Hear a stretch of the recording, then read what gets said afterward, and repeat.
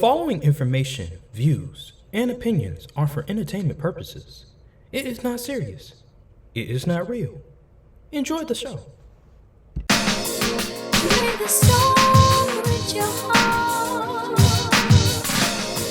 Play the song with your heart. Yo, what's good, y'all? Welcome back to the Courtside View Podcast. I'm your host, Brian. Oh, Lord. Y'all know why I'm here. Y'all know why I'm at. We're recording on Saturday, by the way. So yesterday, news broke that the Atlanta Hawks traded Dejounte Murray to the New Orleans Pelicans, right? You know, before the podcast started, I was listening to Kendrick and Drake diss tracks because this type of energy I wanted to come in for this podcast. Because there's a few people that I need to address. Okay. Because Let's get into it. these people I'm very mad about, and they're the reason why LeBron can't get ring number 5. Number one, I want to talk to Rob Pelinka and just his trash ability at being a GM, at being whatever the hell he is in the front office. I don't know if he's the president. I don't know if he's just the GM.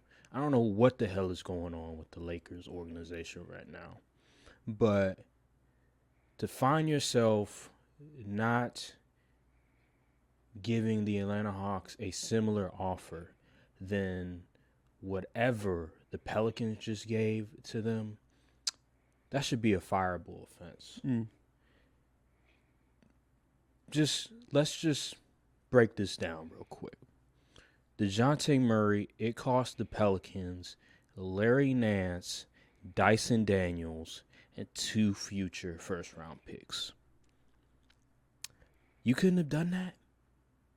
You couldn't have gave the Atlanta Hawks a similar offer? Why did it take the Pelicans only have to giving those many pieces in order to get Dejounte Murray, an all-star caliber player, a guy that averages 20, a guy that can score, a guy that is a significant upgrade at the point guard position to D'Angelo Russell? And you couldn't give him that offer. Rob Pelinka, you need to thank your lucky stars that Jeannie Buss is the owner, because you keep getting away with damn near robbery every time I see your face. You're an habitual liar. You're somebody that keeps hanging on to the name of Kobe Bryant because you were his agent. How do you have LeBron James and Anthony Davis, 2 superstars on your team, and you fail to surround your superstars with quality role players? You fail to surround them with the right pieces to compete for a championship. It blows my mind, and yet you still have a job. Who's next on the list? Let's see. I want to talk about Landry Fields, the GM for the Atlanta Hawks. I'm going to add you on the op list because I know what this is. I know what you're bitter about. Bro, you haven't been in the league in like almost 10 years, and yet you're still mad that LeBron kicked your ass? Come on, bro. Like, let's just, we already know what this is about. You were on the New York Knicks, and you were on the Atlanta Hawks. The 2 teams that LeBron sunned every time he played them. And you were on the court. We already know what happened. LeBron was cooking your ass. And now what do? You don't want to trade Dejounte Murray to the Lakers because, one, Dejounte Murray wants to go to the Lakers. He respects LeBron, and you don't like LeBron. Let's get that out the way, because you demanded Austin Reeves in return, and the Lakers were like, no, we're not giving you Austin Reeves. And what did you do later on in the year? You got a trade package that was worse. You got Larry Nance and Dyson Daniels. We could have offered a similar trade package, but no, You asked for Austin Reeves. I already know what the agenda is. You just don't like LeBron. You don't want LeBron to win. And that's fine. You know what? We're going to add you to the op list. I hope you like Zachary Richardson. I hope he pans out. I hope he becomes the best 3-and-D role player that they project him to be. I really do. Because that is going to be your franchise for the next 5 years.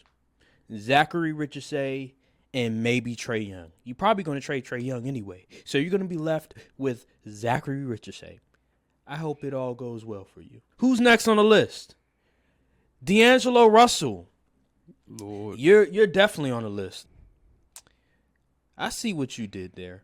You waited until Dejounte Murray got traded to opt into your contract. What a coincidence. You know, I see what this is all about. And not only did you opt in literally right after it hit 12 o'clock, midnight. People damn near asleep by now. I hear the news at like 1 a.m. and I'm like, this motherfucker right here, this petty motherfucker gonna opt in. And he's like, I want to win. I want to play for JJ Redick. You know damn well what you were doing. Number one, the market wasn't good for you anyway. So we all knew you were pretty much screwed from there. So you were pretty much damned if you do, damned if you don't. We knew you didn't like Darvin Ham. We knew that. But do you think the Lakers like you? The Lakers are trying to trade your ass, and you knew it. And you knew that if you waited until the last minute, they were going to be hamstrung. And congratulations, you played us. You played us. You better hope, you better pray that we don't trade your ass, because I guarantee you, Rob Pelinka is going to be taking calls. And if Rob Pelinka doesn't change this roster, it's up. It's up. Rob Pelinka, you better chill. You better go in hiding, because them Laker fans going to be coming for you. Because if you don't make a trade, if you don't do something with all of these picks, with all of these expiring contracts, with all of these team-friendly contracts, it's up. It's up. I'm telling you. Let me ask you this, and then we're gonna start the show. Imagine this. You have two superstars. The hardest part is done. You have two superstars in the top 10. One of your superstars had one of the best years of their career. The other one, he's up there in age, but he had one of his most efficient years offensively. Mm-hmm. You have a quality role player in Austin Reeves, and you have team-friendly contracts, and you have future picks, future first-round and second-round picks. From your perspective, how do you feel about if you're a GM, how do you feel about just that reality? So you said two superstar players. Yes, in the top 10. Mm-hmm. Both of them just played, I think, the most games they ever played for your team. I was like, we gotta get more. We gotta make something shake. I gotta get the phones working. Do you feel confident that with everything that you have at your disposal, that you can create a contender? You still have a good number of picks. You have a bunch of team-friendly contracts. And it's not like the players that you have are terrible. Like, they can contribute to teams. Right. And you have two superstars. Well, see, the thing, you'd have to, if I was in that position, I would have to accept that I got to look at it from a broader perspective. Listen, I'm coaching the LA Lakers. This ain't the Orlando Magic here. So teams are going to play hardball when it comes to deals. I'm going to have to overpay for something. But if I truly believe this is a contending type roster, you got to be okay with that. You got to play the market. It is what it is. You can't be sitting there with your arms pouted, taking your ball from the court because they want to overcharge you because of your status and your position in the league. That's just what comes with the territory. So, I mean, you either hold them or fold them. And hey, if y'all want to sit up here and sit on assets and not get none done and get the same results every year, then I guess y'all just comfortable with that. But if I'm trying to build a championship roster and I got 2 superstars on the team, well, we gonna have to suck it up. Pause. Like, just you don't have to overpay. It is what it is. The picks, you got players. I mean, somebody wants them. They always get picked up as soon as they leave. So, You know, Rob Pelinka, he said that, man, this new CBA is so hard to do deals. Like, shut up. Look what Brad Stevens did.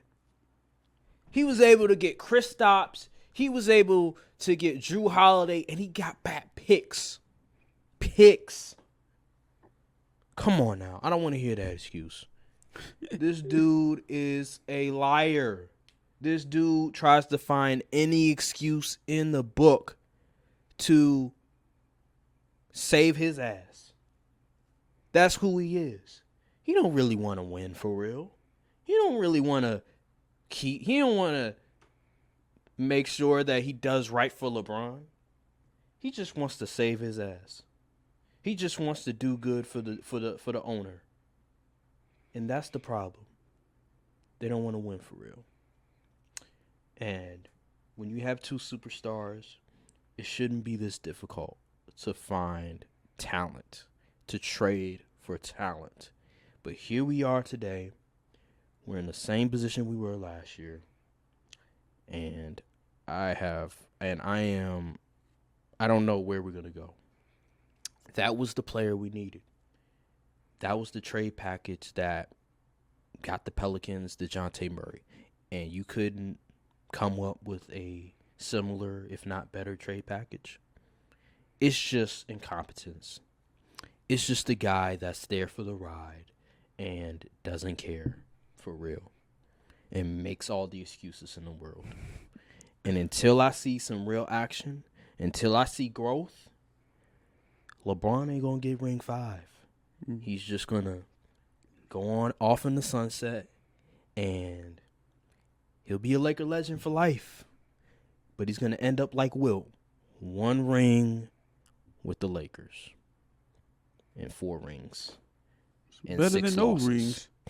Yeah. Obviously. But at the same time, this was, I'm not going to say it's a failure, but I feel like with a team like the Lakers, with the cap situation, with all the requisite team-friendly contracts that you have, it shouldn't be this difficult. And right now, as a fan, I've had enough. I'm pissed. I'm pissed, man. Like, I'm tired, bruh. I'm tired.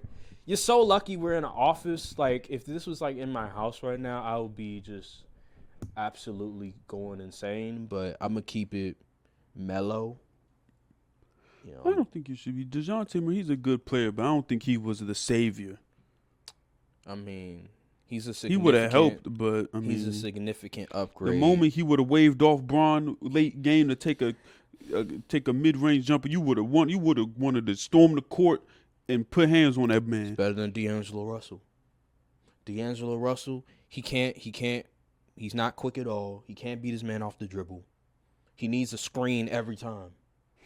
The dude, he can't go to the lane because he's slow. He's slow as a snail. Dejounte Murray, he's athletic. He can defend. I'm not saying he's the greatest defender in the world, but he's significantly better than D'Angelo Russell ever was. Like, come on now, man. Like, he can score just as well, if not better than D'Angelo Russell. He can shoot. He can defend. He can drive to the paint. The dude is athletic. He can catch lobs. Like, this is all the stuff D'Angelo Russell can't do. He actually cares about winning. He doesn't just act like he cares. Like, no, he actually cares about winning. He has passion. You can see it in the way that he talks. The dude loves the game. Like, it's not just